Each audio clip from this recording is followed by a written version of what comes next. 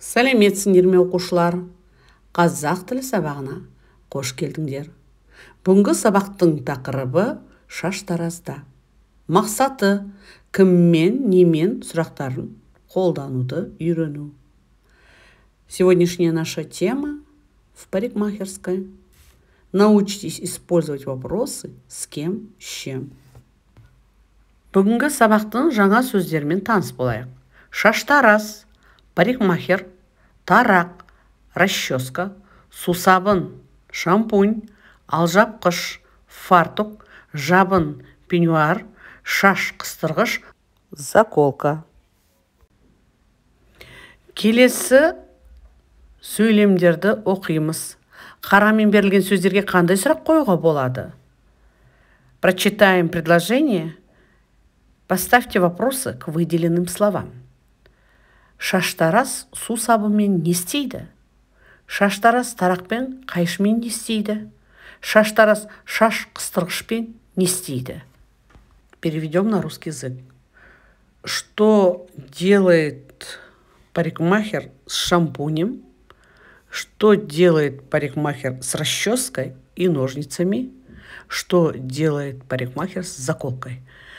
Заметьте, сөздерді қараңыздар. Сусабынмен, немен, тарақпен, немен, қайшымен, немен, шаш қыстырғышпен. Итак, рассмотрим следующую таблицу. Вопросы кіммен, с кем, немен, с чем. То есть здесь говорится о том, с кем или с чем шло действие, а также каким лицом оно выполнялось. Образуется с окончаниями мен, бен, пен. Рассмотрим. Если основа слова оканчивается на гласные и сонорные согласные, то к нему прибавляется окончание мен. Мысал сусабын, мен. Если основа слова оканчивается на звонкие согласные ж, з, то прибавляется окончание бен. Здесь қағаз, бен. Мысалы.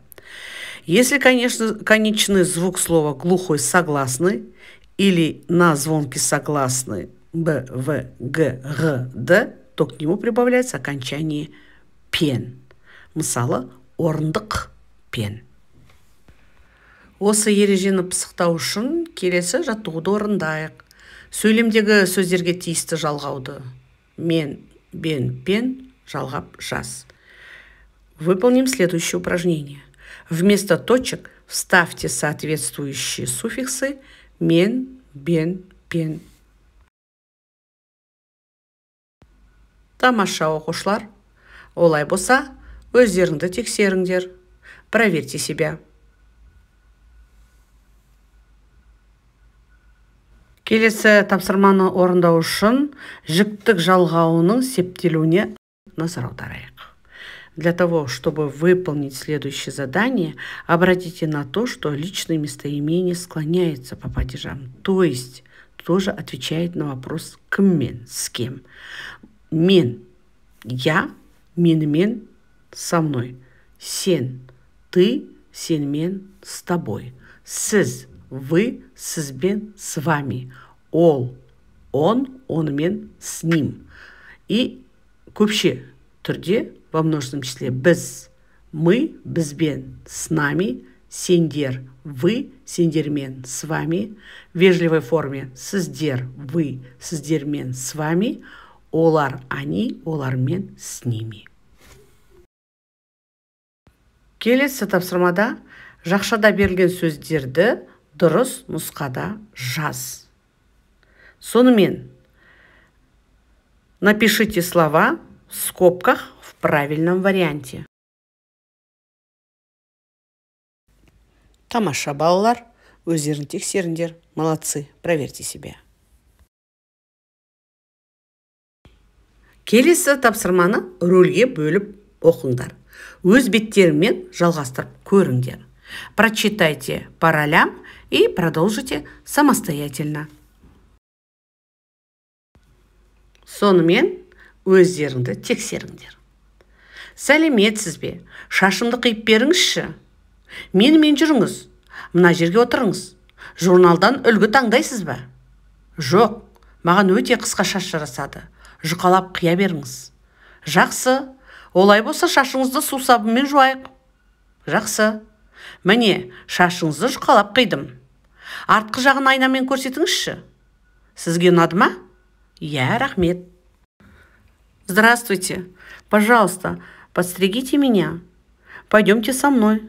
Садитесь сюда. Будете выбирать образец стрижки волос?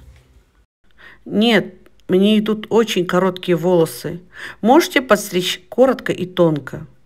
Тогда давайте вымоем волосы с шампунем. Хорошо, я подстригла вам тонко и коротко. Можно посмотреть в зеркалом, как выглядит прическа сзади? Вам понравилось? Да, спасибо. Сіздермен диалогты оқыдық, өзіміздің ойымызды жалғастырдық. Енді келесі сұрақтарды оқып, жауап беріңдер. Ответьте на следующие вопросы. Ерғазы кіммен сөйлесті? Журналдан не таңдайды? Ерғазының шашы немен алынды? Тамаша балалар. Олай болса, өздеріңді тексеріңдер. Проверьте себя. Келесі кестеге назар аударыңыздар. Кестеде берілген сөйлемдерді салыстыр. Екінші бағандағы мен, пен неліктен бөлек жазылған. А теперь сравните предложение в таблице и скажите, почему во втором столбике бен, пен пишется раздельно. Шаштараз қайшымен жұмыс істейді. Шаштараз бен сәнгерді бір мамандық деп ойлаймын.